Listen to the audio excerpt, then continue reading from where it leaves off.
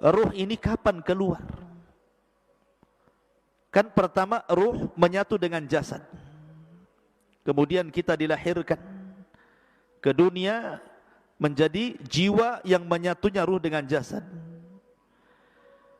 Maka suatu ketika ruh ini akan keluar saat kematian. Bagaimana ruh keluar dari jasad kita, ikhwan? Ada hadis Bara bin Azib radhiyallahu an. Jadi Bara bin Azib ini bercerita suatu ketika kami, kata Bara bin Azib, keluar bersama Rasul hendak mengebumikan salah seorang jenazah. Ketika sampai di kuburan, orang yang gali kuburan itu belum selesai. Orang yang gali kuburan itu belum selesai. Lah karena belum selesai orang yang menggali kuburan itu, Nabi SAW memberikan nasihat kepada sahabat yang ada di sekitar kuburan itu. Kemudian Nabi SAW menceritakan tentang kematian seorang mukmin dan kematian seorang kafir. Coba perhatikan bagaimana ruh keluar dari jasadnya seorang mukmin dan bagaimana ruh keluar dari jasadnya orang kafir. Kata Nabi SAW, innal abdal mu'min idza kana fi inqita'in minad dunya wa ikbalin minal akhirah, apabila hamba mukmin ini hendak terputus dari dunia dan menghadap akhirat, nazala ilaihi malaikatun minas sama bidul wujuh, maka akan turun malaikat dari langit, wajahnya sangat putih, ka'anna wujuhahumus syamsu, seperti wajahnya malaikat ini seperti matahari. Ma'ahum kafanun min akfanil jannah wa hanutun min hanutil jannah, malaikat yang turun dari langit yang memiliki wajah yang sangat terang putih itu membawa kain kafan dari sorga dan wewangian dari sorga. Kata para ulama, ketika nanti antum mendekati ajal, malaikat yang turun kepada antum itu ada 4.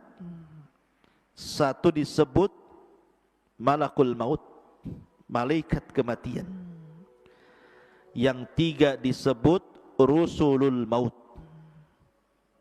Rusulul maut, tawaffathu rusuluna.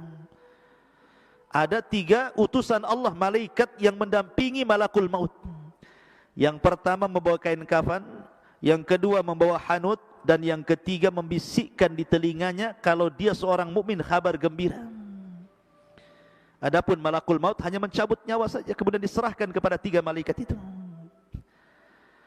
Ulama mengatakan dalam hadis ini, ruhnya seorang mukmin itu ketika dicabut itu dimulai dari jari-jari jemari, dari ujung-ujung jari ini, ujung jari kaki dan tangan. Jadi kalau ruhnya di sini dia mulai berjalan, begitu juga dari kaki, mulai ke atas, ya, sampai di tenggorokan, berkumpul di tenggorokan ruhnya. Apa yang terjadi? Kalla idza balagatit taraq wa qila man raq. Apabila ruh sudah sampai di tenggorokan di sini, kata Allah, man raq, siapa yang bisa meruqyah dia? Siapa yang bisa menyembuhkan sehingga mengembalikan ruhnya ke dalam jasadnya? Enggak ada. Lah ruh itu ketika dicabut, dari mana keluarnya? Dari mulut. Ruh itu keluar dari mulut kita. Kemudian ketika dia keluar, mata ini memandang ruh itu keluar. Makanya Rasul mengatakan, apabila ruh dicabut, tabi'ahul basar, pandangan kita mengikutinya. Makanya setiap orang yang mati pasti melotot matanya. Makanya antum kalau melihat orang mati melotot, cepat antum tutup, takut menakutkan orang. Kata Nabi SAW, ruhnya mukmin itu apabila keluar seperti tetesan air yang terakhir keluar dari mulut teko. Min famis siqa, kata Rasul. Kalau saya boleh analogikan, ikhwan, kalau antum punya teko, isinya banyak airnya, kemudian antum tuangkan, tentu air yang pertama keluar itu deras sekali, karena masih penuh masalah tekonya. Kalau dituangkan tuh pasti deras dia, kayak model pancuran kan gitu ya. Coba kalau seandainya di teko itu tinggal 1 tetes, kemudian antum tuangkan, pasti dia tidak akan mengalir deras, pasti akan sedikit mengalir sampai di ujung teko, kemudian menggantung dulu, kemudian baru netes gitu ya. Artinya bahwa ruhnya seorang mukmin itu keluar seperti tetesan terakhir dari mulut teko, pelan tapi pasti, pelan, kemudian keluar dari mulutnya. Ketika itu malaikat yang menghibur jasadnya seorang mukmin ini mengatakan, ya ayyatuhar ruhul, ya ayyatuhan nafsul mutmainnah, irji ila rabbiki radiyatan mardiyah. Wahai jiwa yang tenang, keluarlah pelan-pelan menuju keridhaan Allah subhanahu wa ta'ala. Maka ketika betul-betul keluar, maka ruh itu kemudian naik ke langit. Sudah terpisah alamnya, dia kembali keluar dari jasad. Lah ruh ini langsung ketika sudah ditangkap oleh malaikat maut, sudah dikeluarkan, maka diserahkan kepada malaikat yang membawa kain kafan dan hanut dari sorga. Langsung dikain kafani, kemudian dibaluri minyak wangi, kemudian diangkat ke langit. Kemudian langit pertama, dia mengetuk pintu. Kata penjaga langit pertama, siapa? Fulan bin Fulan. Siapa yang dibawa? Ruhnya Fulan ibn Fulan. Karena dia ruhnya orang baik, maka malaikat yang ada di langit semuanya memujinya. Kemudian dibukalah pintu langit pertama, kedua, ketiga, keempat, kelima, ketujuh. Dia melintasi langit yang ketujuh. Kemudian diberjumpakan dengan Allah subhanahu wa ta'ala.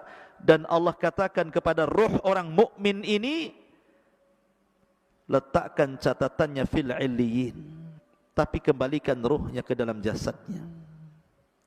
Maka catatannya naik sampai di tempat yang paling tinggi di sorga. Kemudian ruhnya dikembalikan ke bumi.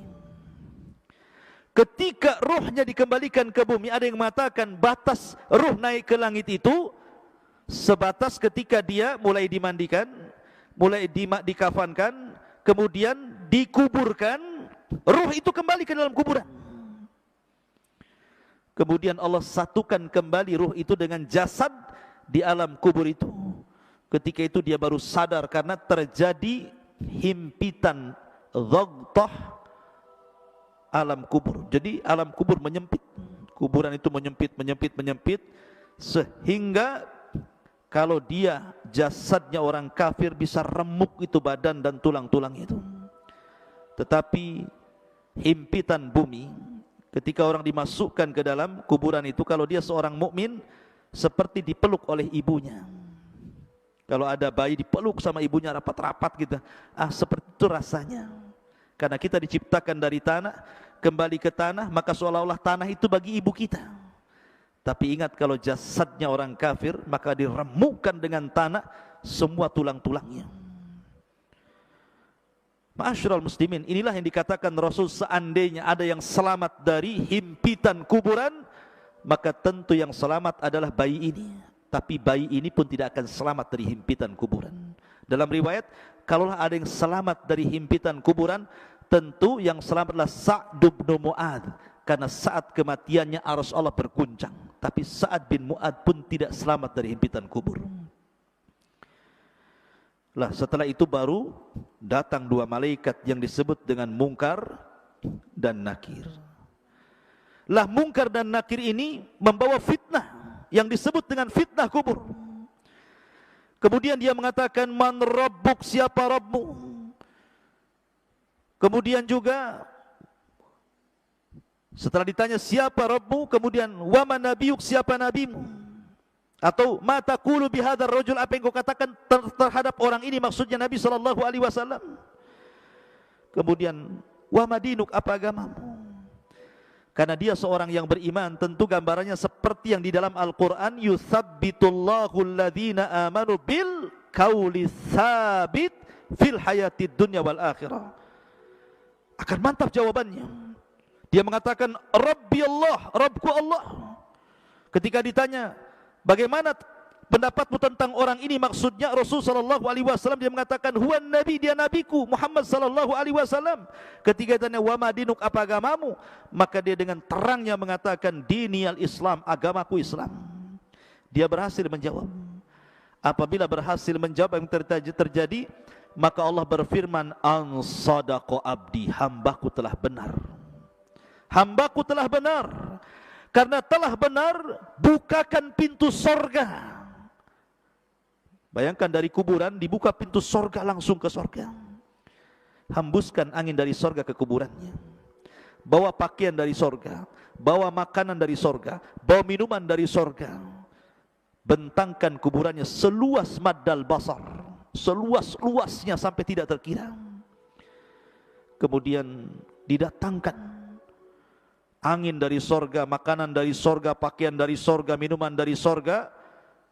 Kemudian dia pun masuk ke alam yang disebut dengan nikmat kubur.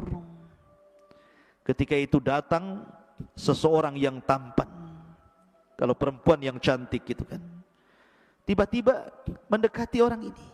Kenalan, siapa namamu? Apa pekerjaanmu? Ngobrol. Layaknya kita di dunia ketemu orang ngobrol. Karena saking asiknya ngobrol, ikhwan, tidak sadar kalau seandainya bumi sudah mau dikiamatkan. Sehingga ketika betul-betul bumi ini sudah mendekati hari kiamat, Israfil sudah siap meniup sangkakalanya, barulah kemudian dia bertanya, kamu ini siapa? Kok kamu baik sekali mau menemani aku di dalam kuburan ini? Maka orang ini mengatakan, ana amalukas saleh, sayalah amal solehmu, sayalah puasamu, sayalah salatmu, sayalah zikirmu, sayalah silaturahimmu, sayalah birrul walidainmu, sayalah seluruh amal solehmu. Allah jelma menjadi manusia sehingga menjadi teman kita dalam kuburan. Ikhwan, kalau antum di penjara sendiri stres, tapi kalau ada kawannya minimal mengurangi stres. Adam saja diberikan sorga dengan berbagai macam nikmatnya, belum dikatakan sempurna kecuali diberikan kawan, diciptakan Hawa baru masuk ke sorga. Jadi ikhwatu fillah muliakan Allah azza wajal, tetapi ruhnya seorang kafir, lihat bagaimana hadisnya. Adapun ruh seorang kafir, ketika idza kana fi inqita'in minad dunya wa iqbalin minal akhirah, nazala ilaihi minas sama'i malaikatun ghiladun shidadun sudul wujuh ma'ahu almasuhu minan nar. Subhanallah. Kalau seandainya orang fajir, orang kafir, orang fajir, orang jahat ini mati, hendak meninggalkan dunia dan menghadap akhirat, maka turun dari langit itu malaikat yang ghilad, syidad, yang sangat keras, yang sangat jahat. Sudul wujuh, wajahnya hitam, kelam, gosong, dan membawa kain kafan dari neraka yang sangat busuk baunya. Kemudian dia pun duduk di samping orang yang mau ihtidar, mau mati dari orang kafir ini.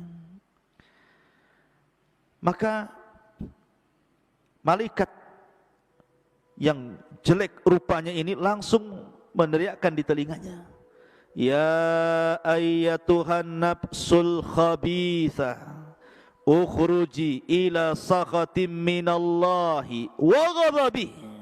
Hei jiwa yang buruk, keluar kau kepada kemurkaan Allah dan laknatnya, keluar kamu.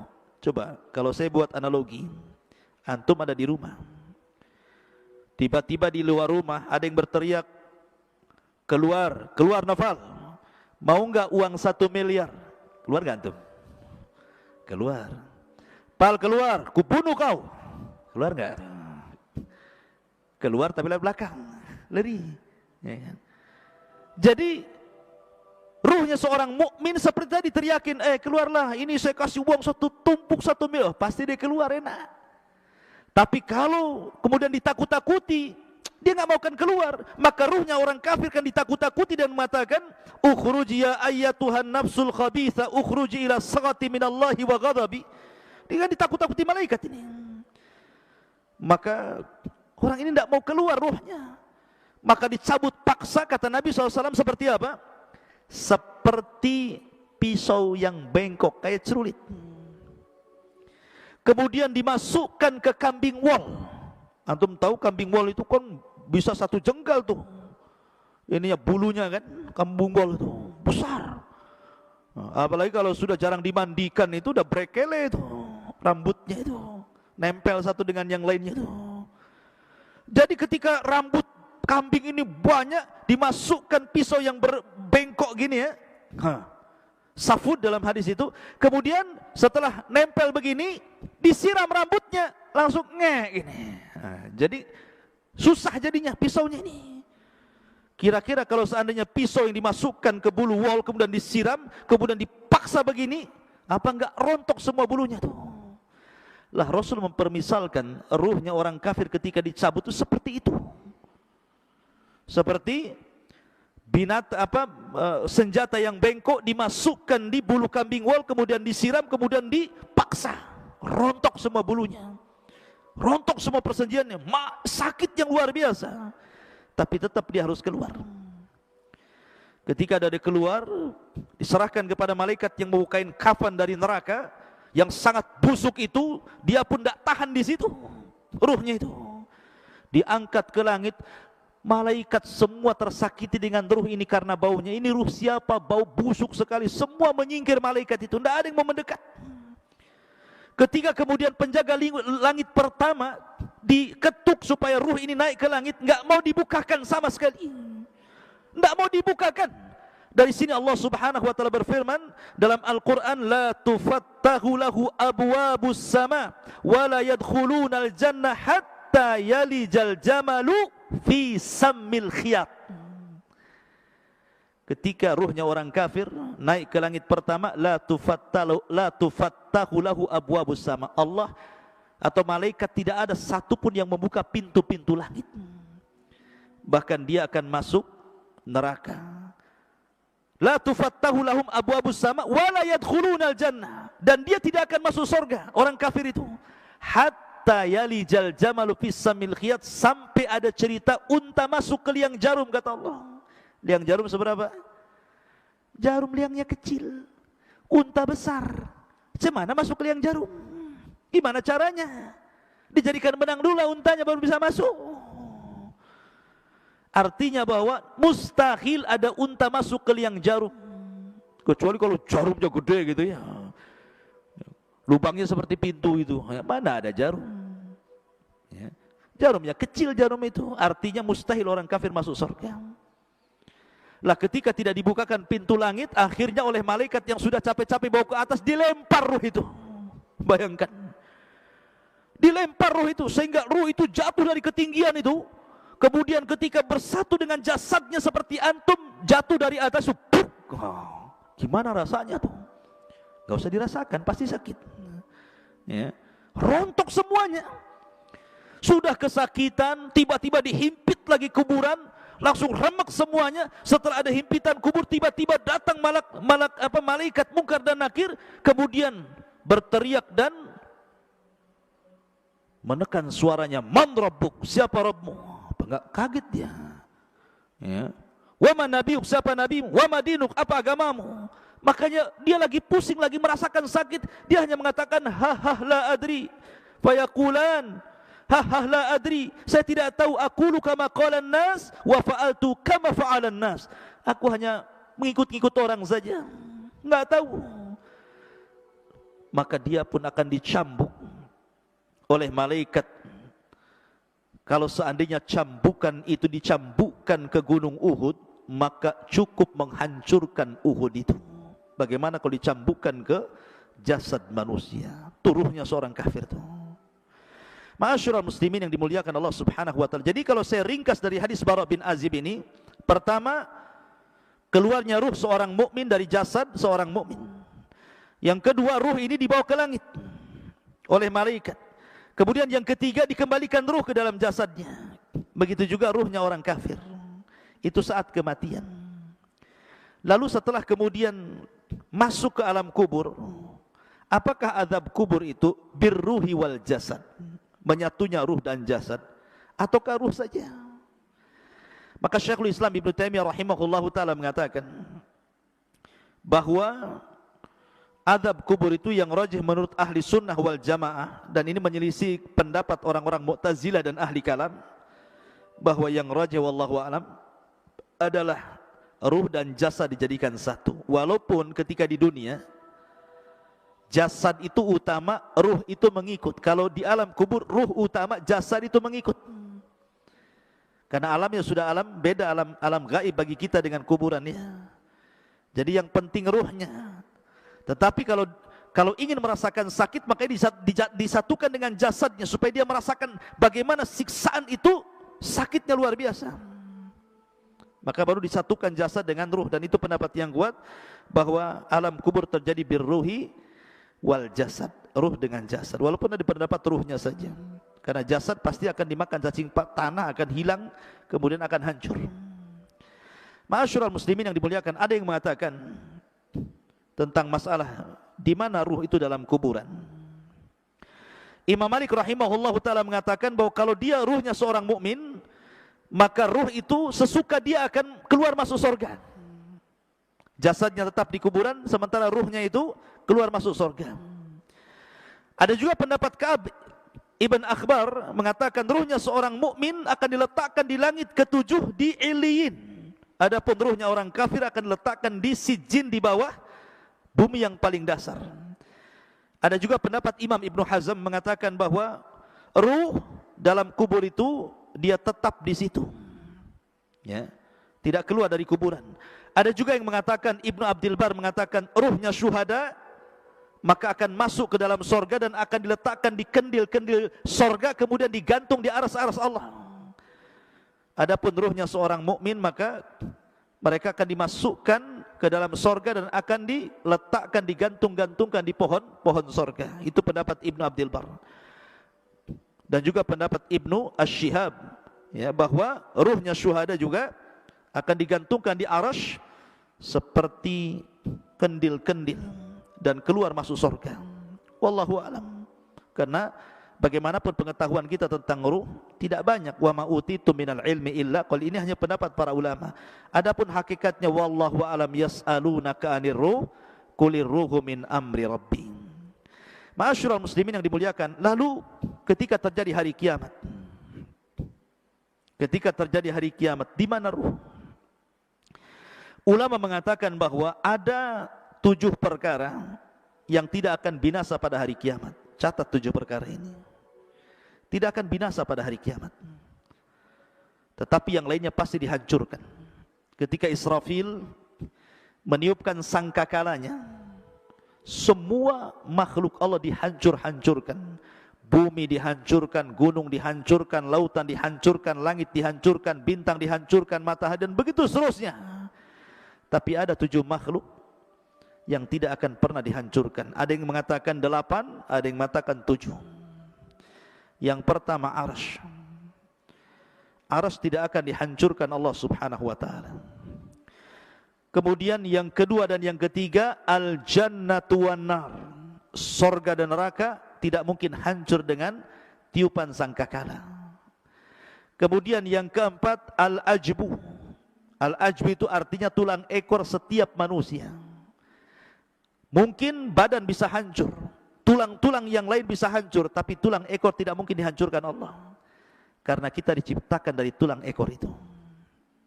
Kemudian yang nomor 5, al-lauh, papan tempat menulis kolam itu. Al-lauh yang disebut lauhil mahfud, tidak akan hancur. Kemudian yang keenam, al-qalam, dan kolam makhluk kedua yang Allah ciptakan setelah arsy tidak akan hancur. Kemudian yang nomor 7, ruh. Ruh tidak akan hancur. Ketika Israfil meniupkan sangkakala, itu tidak akan hancur. Dan ini disebutkan di dalam nuniyahnya Imam Ibnul Qayyim rahimahullahu ta'ala, dan juga dalam kitabnya Syarhus Sunnah li Imam Al-Barbahari rahimahullahu ta'ala. Dan juga kitab-kitab yang lain yang menunjukkan 7 perkara tidak akan dihancurkan saat alam dihancurkan. Salah satunya ruh. Lalu ruh di mana ketika terjadi kiamat? Ruh itu terjadi ketika terjadi kiamat, maka terputuslah azab kubur, nikmat kubur, dan begitu seterusnya. Maka ruh itu akan diletakkan di Iliyin, yang mukmin-mukmin, kemudian ruhnya orang-orang kafir dan orang-orang jahat diletakkan di sijin, di dasar bumi. Kemudian terjadi kiamat hebat. Selama 40, bisa 40 tahun, bisa 40 bulan, bisa 40 hari. Baru Israfil kemudian meniupkan sangkakala yang kedua. Ketika itu jasad-jasad oleh Allah dikembalikan lagi. Tulangnya dirangkai lagi.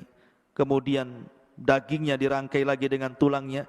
Jadilah setiap manusia.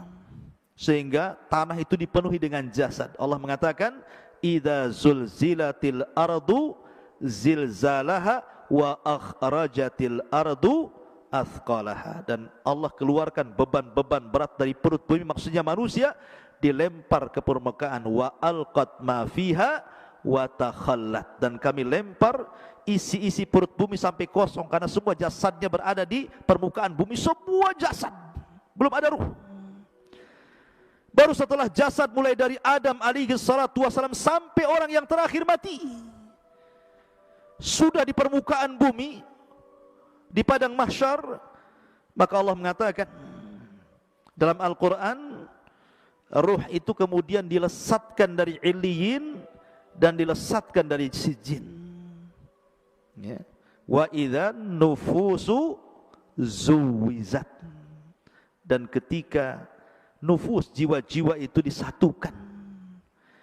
Jadi ruh dari Illiyin melesat, kemudian ruh dari sijin melesat, dan anehnya tidak tertukar ruh dengan jasad itu. Bukan berarti kemudian ruhnya Naufal tertukar dengan ruhnya siapa gitu, enak kali. Ya. Jadi tidak tertukar, artinya bahwa ruh itu akan kembali ke jasadnya sesuai ketika di dunia jasadnya. Dan yang pertama kali adalah ruhnya Muhammadun sallallahu alaihi wasallam. Makanya dia orang yang pertama kali siuman sebelum manusia siuman. Ana awal man yashaqqu fihil qabr. Saya pertama orang yang keluar dari kuburan, katanya, kata Rasul. Kemudian aku melihat Nabi Musa sedang bersandar. Aku ragu-ragu apakah dia dulu ataukah aku, kata Rasulullah. Kan gitu ya. Baru kemudian bangkit semua, karena sudah nyatu lagi ruhnya tuh. Kemudian ketika bangkit, bingung orang-orang kafir ini, sehingga mereka mengatakan, ya wailana man ba'atsana mim marqadina. Celaka siapa yang membangunkan aku ini dari tidur-tidurku ini. Tapi orang-orang yang beriman, mereka mengatakan, hadza ma wa'adar rahman wa sadaqal mursalun. Inilah janji Allah dan benarlah ucapan para rasul. Berarti dari sini terjadi infisal ruh dengan jasad berapa kali? Pertama, ketika ruh kita dengan jasad kita dalam janin terpisah. Karena jasad belum diciptakan, ruh sudah diciptakan. Ya, itu perpisahan pertama, ruh dengan jasad. Kemudian yang kedua, saat kematian, ruhnya dicabut lagi dari jasad. Kemudian disambungkan lagi di alam kubur. Kemudian setelah terjadi kiamat, dipisahkan lagi ruhnya, diletakkan di Illiyin, kemudian di padang mahsyar disatukan lagi, dan tidak akan pernah dikeluarkan lagi setelah itu, baik yang masuk ke dalam sorga ataupun yang masuk ke neraka. Tetapi yang ada kelak, badan kita akan dibesarkan. Kata para ulama, kapan? Ketika membaca catatan amal. Ketika Naufal membaca catatan amal 1, 2, kalau itu amalan baik, dibaca maka bercahayalah wajahnya, mengembang badannya. Dibaca lagi catatan kebaikannya, makin bercahaya, makin mengembang, makin bercahaya, makin mengembang, sehingga tanpa sadar badan itu besar, sehingga tingginya 30 meter 60 hasta, lebarnya 7 hasta 3,5 meter, dan bentuk mereka semua sama, kasurati abikum Adam, seperti gambaran bapak kalian Adam alaihi salatu wassalam. Tuluhu sittuna dira'ah, panjangnya tingginya 60 hasta atau 30 meter. Barulah disitulah mereka menitis titian siratal mustaqim, wallahu alam, sampai akhirnya yang berhasil masuk surga itu karena amalan dan ketaatannya, yang tidak berhasil karena perbuatan maksiat dan dosanya. Wallahu alam bisawab. Inilah diantara alam arwah. Subhanakallah bihamdika asyhadu an la ilaha illa anta astaghfiruka wa atubu ilaik. Allah Ta'ala. Assalamualaikum warahmatullahi wabarakatuh.